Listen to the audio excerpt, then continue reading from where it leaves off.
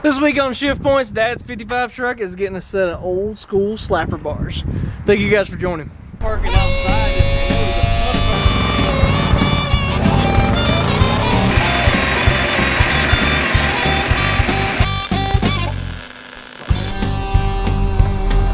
of He started this project. Found a piece of brass he's gonna take. Alright everyone. So as you guys know, the past couple weeks we've been back working on Dad's 55 Chevrolet truck. So that truck, the plan is to kind of maybe take that thing to the drag strip. So I don't know exactly what all we're going to end up doing to get it there, but we'd like to at least take it for a test pass at some point, and then maybe there's a deal coming up with some friends of mine that make YouTube videos. We might all try and get together. We don't know exactly when, but that's what we want to do. So we started working on getting the intake air temperatures down on the truck. You guys saw all that. And you saw us getting a cold air system put on that truck. So that's the plan. Those are the first two things we wanted to do. The other thing that we really need to do, we need a posi traction unit in it. We're working on getting one of those. And the other thing that we want to do here is check out these Lakewood traction bars, slapper bars, whatever you want to call them. We're gonna get a set of these put on that thing. So I told you guys we wanted to try and, since we weren't going to basically be making a ton of performance updates to the truck, we wanted to at least try and make what we had as safe as possible. Not safe as in like don't want to hurt us, more safe as in like we don't want to break parts. So if we put a good posi unit in that truck and we start taking it down the drag strip, there's a pretty darn good chance of those leaf springs on the back that it's going to want a wheel hop, right? So these traction bars solve all of that. If we put a set of these on there, these mount around the spring perches, and then there's a snubber, this rubber snubber here is going to get mounted on the front of this, and that's going to, as the rear end goes up, it's going to slap that spring, which is why they call them slapper bars, slap that front of that spring and keep the rear end from doing any sort of wheel hopping, or making the leaf springs do like an S shape, because that's what they'll do is whenever you launch them really hard, the springs will kind of make an S shape, and when stuff like that happens, there's a pretty good chance you're going to break things.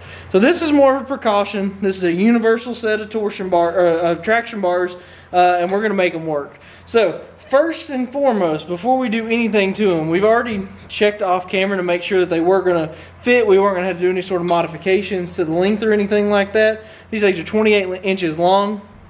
Before we do anything to these things, they've got to not be yellow. Good gosh, these things are school bus yellow. So that's what I'm going to work on right now. I'm going to get these things scuffed up, get them painted, and make them look way better than they look right now. While we were under here, we decided we want to mount this against the lower spring mount, and then if we do that, that's going to give us almost no room between the top of the traction bar and the spring itself. So we actually need to take and space this down. We're going to space it down about 3/8 of an inch, give us enough gap where we can cut the bumper off, the rubber bumper off the front. And so that's going to run something like this, and basically what that's going to do, for dramatic effect, I'll space it down even further, when this rear end, whenever you take off and the rear end goes up, this thing's going to slap the front of this spring and keep any sort of wheel hop from happening. So what we need to do, I had to measure the spring, it's about 1 3/4 wide. We're going to make a spacer, space this thing down, and then we're going to weld that spacer to the top of this traction bar so that we don't have to keep up with it or anything like that. So that's what we're going to do. We're going to get this thing pulled off. We'll grind this, make the spacer, and then weld it to the top of this front mount, and then we don't have to worry about it. We can keep it, I'll paint them, and then that'll be good for the day. And then after these dry and get good and dry, we can actually mount them up and get them positioned where we want them exactly.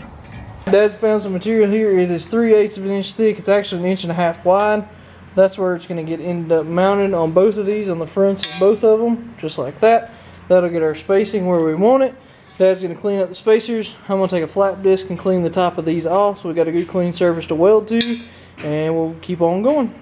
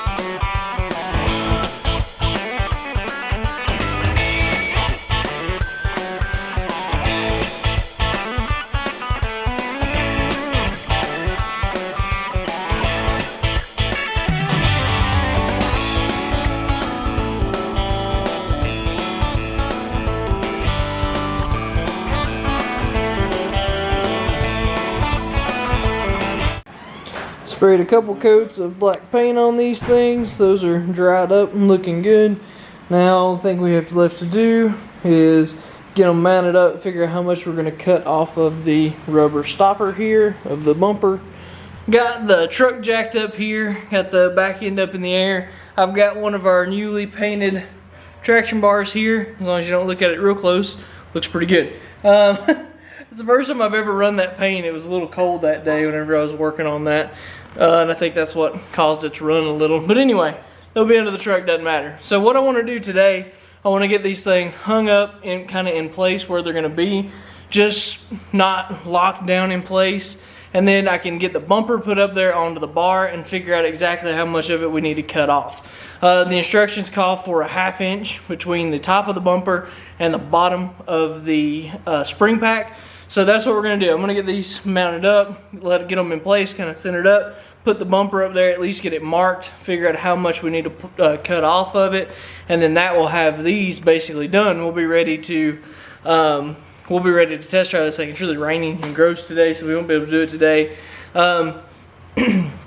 So we'll have this done for when the posi traction either gets here, we have one we could potentially use. We haven't 100% decided on which way we're going to go with that, but once it gets here, we can put that in this thing and we'll be ready to kind of test these out. If we get these set right, or set how we think they'll probably need to be, we're thinking it's going to kind of cause the truck to ride pretty rough. So the good thing about these is with these U-bolts, we can drop these things off whenever we want. So that'll probably be what we do. 99% of the time this thing won't have them, but at least for the potentially 1% of the time that we take it down a drag strip, we can have them, make sure nothing gets tore up. So at least that's what we're gonna try. We'll try and drive it with them and see if they work fine. While we drive it, we don't notice them, we'll just leave them on it all the time. But that'll just be one of those testing tune kind of things. Alright, like I said, these things are just held on with 2 U-bolts. So I got the front one back, or I got the back one in. I'm gonna put the other one on here and then get them kind of centered up and make sure that's how we want them to be. But I think we're gonna be pretty good here. So let me go ahead and get this other U-bolt in here. It looks like it's gonna work exactly like we want it to.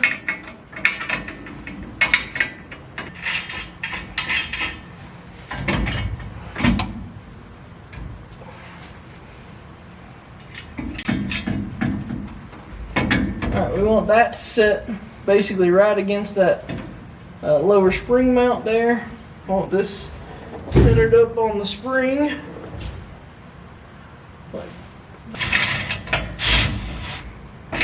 Sure, everyone knows, usually with U-bolts, you're trying your best to get them started even and try and get the same amount of threads coming through on both sides. So that's what I'm trying to do here.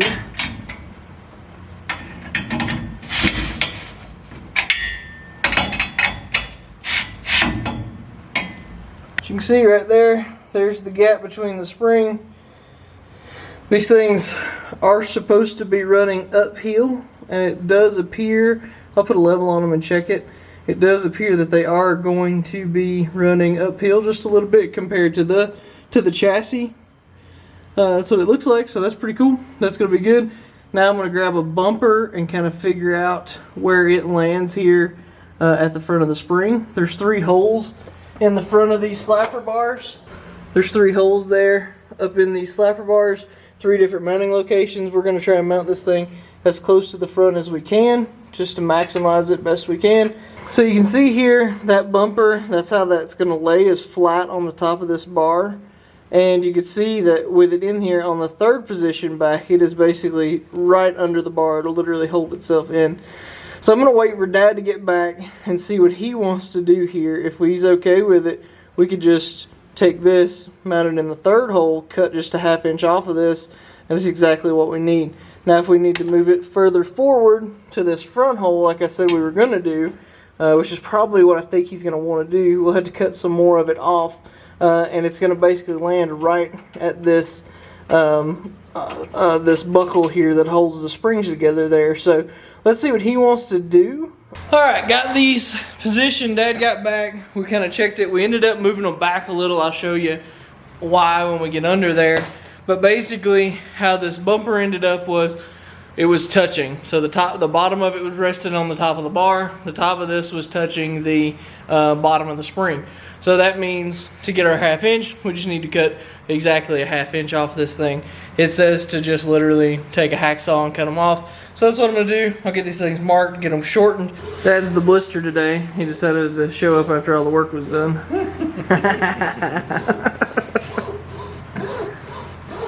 And you see who has the hacksaw. Here, cut this one too.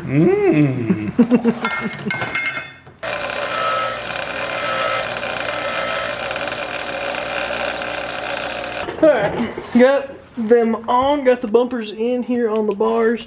I wanted to show you what I was talking about. So the reason we moved them back was to land that bumper between this spring and this mount. So with that there, that lands that in a good spot. It's right at a 1/2 inch away from the spring, which is what it's called for. That puts it there on a good flat spot on the spring. Did it on both sides here, so you can see that. These should be good. Tighten this up, tightened up all the bolts on the U-bolts. Everything's locked in and in place, and we should be really good with these. You don't think you're going to be able to see them from under the truck or from even really beside the truck or behind it unless you were really looking for them. So that's what we wanted. We wanted that to be kind of like that, to where you just couldn't really tell they were there. But if you need them, they are going to be there and they're going to function exactly how you want them to. So it's pretty cool. This is the first set of slapper bars I've ever installed on anything, and that's a lot of. This is pretty fun. This is neat, and I think this is going to end up being a pretty good deal. Remember at the beginning of this episode, I told you guys that I've never been down the drag strip, so this is going to give us the ability to get a little bit of seat time going down the drag strip.